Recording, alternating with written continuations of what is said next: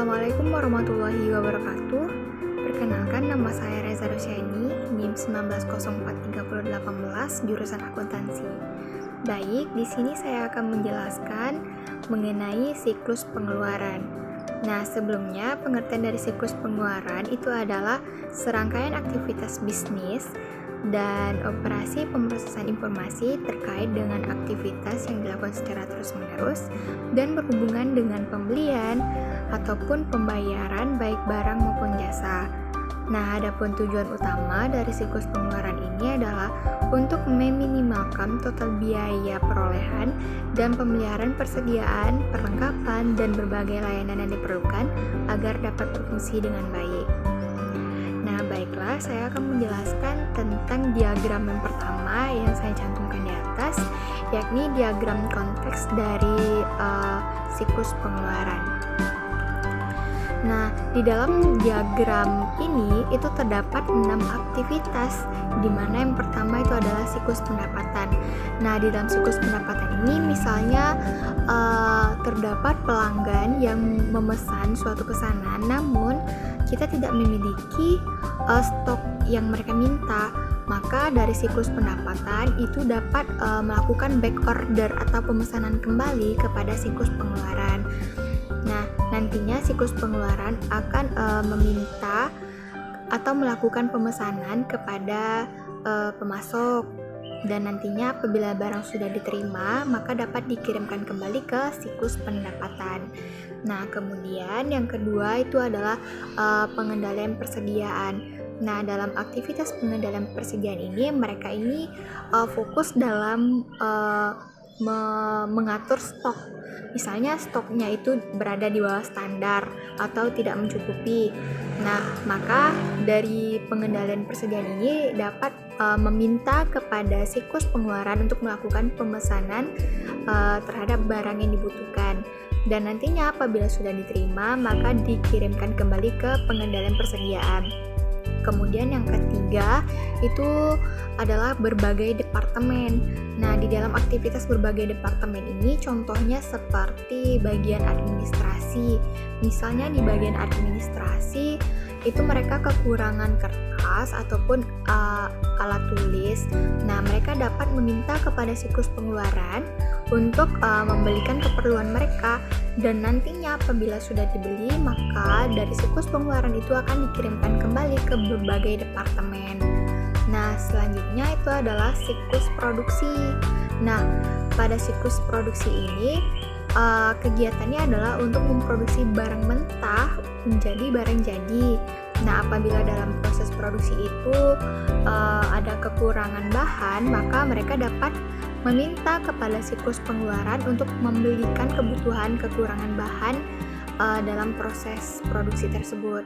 Dan nantinya apabila sudah dibelikan ataupun sudah didapatkan barang yang dibutuhkan, maka siklus pengeluaran akan mengirimkan kembali ke siklus produksi. Selanjutnya itu adalah sistem buku besar dan pelaporan. Nah, di sini nanti dari siklus pengeluaran tentang data pembelian dan pembayaran atas barang yang sudah dibeli dan yang telah dilakukan pembayaran itu akan dikirimkan ke bagian sistem buku besar dan pelaporan untuk menyusun laporan keuangan perusahaan. Nah, selanjutnya itu adalah pemasok. Nah, di dalam pemasok ini siklus pengeluaran itu melakukan pesanan terhadap pembelian atas barang dan jasa kepada pemasok. Nah, nanti akan diterima faktur atas pembelian tersebut, dan atas faktur tersebut nantinya akan dicek kembali oleh siklus pengeluaran apakah disetujui apakah tidak. Nah, apabila disetujui, maka dari siklus pengeluaran itu akan melakukan pembayaran kepada pemasok. Baik, untuk diagram yang kedua itu adalah diagram mengenai arus data tingkat 0. Nah, pada diagram ini terdapat 4 pemicu aktivitas di dalamnya. Ini yang pertama itu adalah pemesanan, penerimaan, kemudian menyetujui faktur pemasok, dan pengeluaran kas. Nah, pada bagian pemesanan barang atau pemesanan, itu terdapat beberapa pemicu aktivitas di dalamnya, seperti ada siklus produksi, kemudian berbagai departemen, pengendalian persediaan, siklus permintaan, dan pemasok. Nah, di sini kita ketahui bahwa permintaan pembelian itu dilakukan apabila mereka kekurangan atas bahan ataupun stok yang mereka miliki. Nah, maka dari itu beberapa pemicu aktivitas yang saya sebutkan tadi itu akan melakukan permintaan pembelian kepada bagian pembelian apabila mereka kekurangan bahan, stok, ataupun kebutuhan mereka. Nah, nantinya bagian dari pihak pembelian itu akan membuat dokumen berupa order pembelian kepada pemasok, dan nantinya yang aslinya tentu akan dikirimkan kepada pemasok dan salinannya akan dikirimkan ke pemicu aktivitas tadi. Nah, selanjutnya setelah barangnya diterima, nah ini masuk ke aktivitas kedua ya. Dan setelah barang yang diterima itu, maka kita harus mengecek tentang apa yang kita terima itu dan apa yang kita pesan sebelumnya tadi, apakah sesuai atau tidak. Nah, nanti atau apabila sesuai, maka akan dibuat laporan penerimaan atas barang yang diterima dari pemasok tersebut, dan nantinya akan ada faktur yang dikirimkan dari pemasok.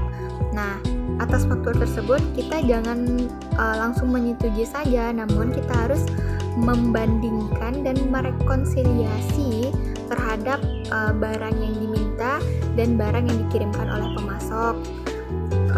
Terus kemudian apakah sudah sesuai ataukah belum, dan nantinya apabila sudah sesuai, maka pihak dari perusahaan dapat menyetujui faktur yang dikirimkan dari pemasok tersebut dan akan melakukan pembayaran. Nah, dalam pembayaran ini dapat dilakukan secara tunai ataupun dengan mengirimkan cek, giro atau melakukan transfer, serta juga melakukan pemutakhiran atas saldo yang ada di akun hutang dagang pada buku besar pembantu hutang dagang. Nah, mungkin sekian penjelasan saya mengenai diagram yang kedua ini. Selanjutnya saya akan menjelaskan diagram yang ketiga dan yang keempat. Baiklah, untuk diagram yang ketiga itu adalah diagram arus data tingkat 1. Nah, pada diagram ini terdapat beberapa aktivitas di dalamnya seperti menentukan apa yang dipesan, memilih pemasok, dan melakukan pemesanan terhadap pemasok tersebut. Nah, di sini dalam menentukan apa yang dipesan ini kita terdapat beberapa pemicu aktivitas seperti siklus pendapatan. Nah, misalnya dalam siklus pendapatan ini terdapat pesanan dari pelanggan, namun kita tidak memiliki stok tentang apa yang dipesannya tersebut. Maka dari siklus pendapatan dapat melakukan back order atau pesanan kembali kepada pemasok tersebut. Kemudian ada siklus pengeluaran, pengendalian persediaan, dan berbagai departemen. Nah, apabila di dalam pemicu aktivitas ini persediaan atau stoknya di bawah standar atau kekurangan stok, maka dapat melakukan permintaan pembelian kepada bagian pembelian untuk dipesankan kepada pemasok agar pemicu aktivitas tersebut dapat terisi kembali stoknya dan sesuai dengan standar. Nah, setelah tahu apa yang akan dipesan, maka selanjutnya adalah memilih pemasok. Nah, di dalam memilih pemasok ini tentu harus melihat terlebih dahulu tentang historis dari pemasok ini. Biasanya perusahaan itu akan membeli pemasok yang sudah pernah mereka jadikan atau mereka pesan dari pemasok tersebut. Nah, misalnya kalau tidak ada stok atau persediaan dari pemasok yang sebelumnya sudah kita pesan, maka kita juga dapat mencari beberapa pemasok lain yang baru. Namun nantinya juga perlu diseleksi dan melihat bagaimana tentang sistem pengirimannya, apakah lama atau cepat, kemudian kualitas serta mutunya bagaimana. Dan nanti apabila sudah cocok, maka kita dapat melakukan pembelian atau melakukan pesanan pembelian tersebut kepada pemasok tersebut. Nah, demikianlah penjelasan saya mengenai diagram yang 3 ini, dan saya akan melanjutkannya pada diagram yang keempat. Baiklah, pada diagram yang keempat ini itu mengenai diagram arus data tingkat 2. Nah, pada diagram ini itu terdapat beberapa aktivitas yang melanjuti dari diagram yang ketiga tadi, diagram arus data yang pertama, di mana atas dari pesanan tadi itu akan diterima barang dari pemasok. Nah, atas penerimaan barang tersebut, kita harus mengecek tentang berapa banyak barang diterima, dan kita bandingkan dengan berapa banyak barang yang dipesan tadi, apakah sesuai atau tidak. Nah, terus kemudian akan dibuat laporan atas penerimaan barang tersebut. Dan selanjutnya itu adalah pihak dari perusahaan harus memikirkan atau menentukan apakah barang tersebut akan disimpan atau dimasukkan ke dalam departemen persediaan. Nah, misalnya di dalam pengendalian persediaan dan berbagai departemen, maka dari aktivitas selanjutnya itu adalah akan melakukan transfer barang atau penyimpanan barang ke dalam pengendalian persediaan dan berbagai departemen agar stoknya terpenuhi kembali atau terisi kembali, dan nantinya itu akan ada laporan penerimaan serta akan ada pencatatannya itu adalah utang. Selanjutnya itu adalah dari transfer barang ke penyimpanan atau per departemen persediaan tadi, itu juga ada pemberitahuan ke penerimaan untuk barang yang dipesan kembali. Itu seperti seperti siklus pendapatan. Kan sebelumnya tadi siklus pendapatan itu melakukan back order atas pesanan pelanggan yang tidak ada stoknya. Nah, di sini kan sudah diterima, maka atas persediaan atau stok yang sudah ada itu dikirimkan kembali ke siklus pendapatan. Mungkin sekian penjelasan dari saya mengenai siklus pengeluaran, baik itu pada diagram 1, 2, 3, dan 4. Terima kasih atas perhatiannya dan mohon maaf jika ada yang salah. Saya akhiri dengan wassalamualaikum warahmatullahi wabarakatuh.